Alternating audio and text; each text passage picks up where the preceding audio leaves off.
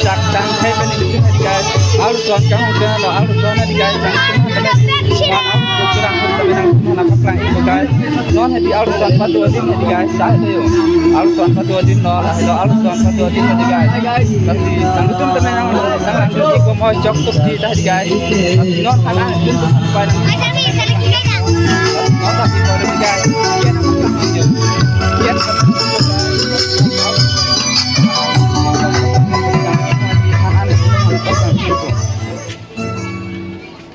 Macan ketang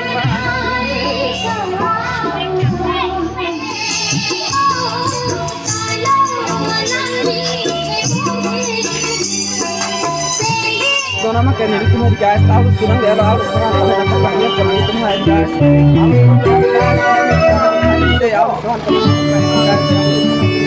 deh non giat nam itu temen hantu guys pas ini pun temen hantu itu mau nah di guys harus sewang guys harus giat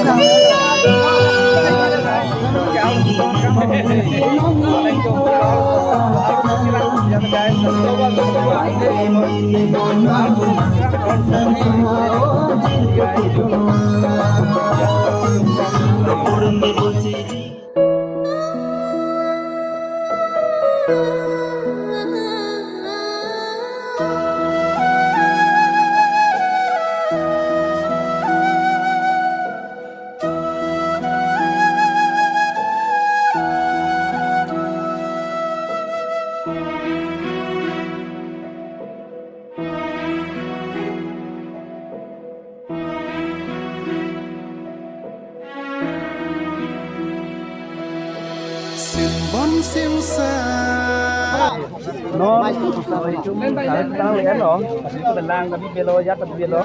Deh, masih non langsung no. Apa sih yang lila? Mana kiki kan deh. Kenapa non? Kita nalo pertiga. Nah, kalau kita nah, kalau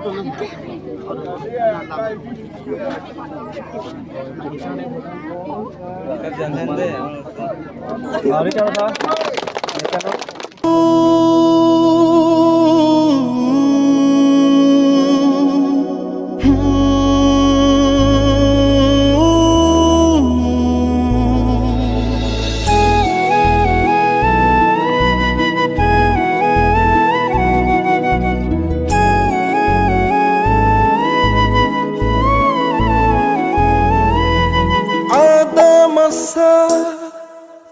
Pangri pangdo jeng toy jeng ni arani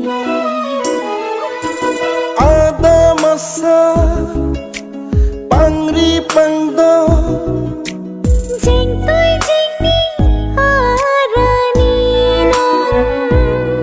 nikai kang hansui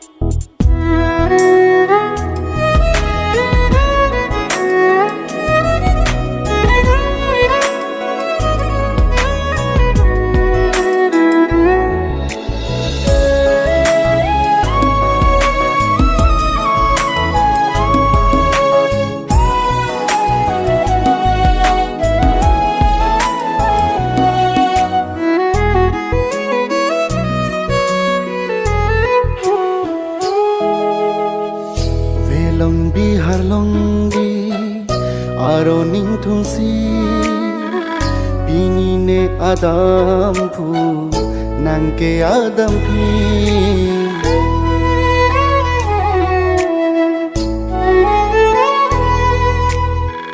Velong bihar longdi aroning tungsi bininang adampu neke adampi guys, kalau pakai alat senang deh guys,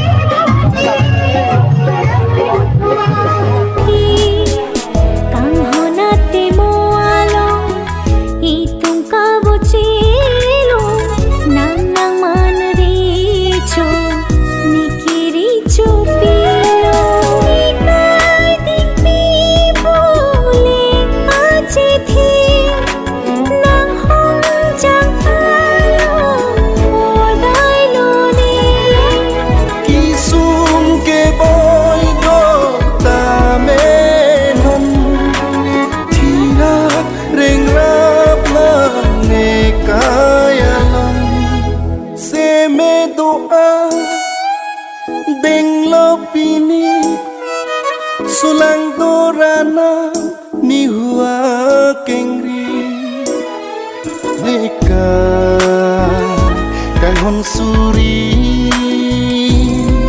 panong pi nang pan se